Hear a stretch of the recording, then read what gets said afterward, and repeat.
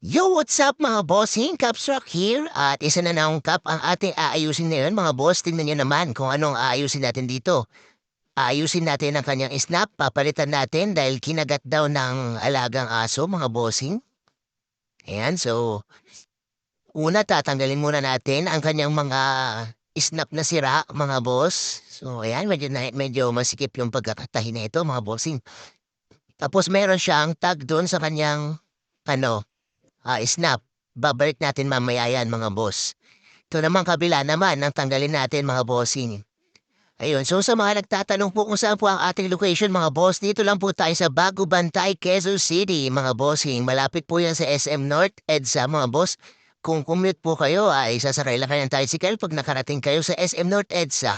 At kung kayo naman ay may sariling sasakyan, Wazeable po yan or Google mga bossing. So sa part na to, sinusukat ko na at tatahi na yan mga boss. Yan.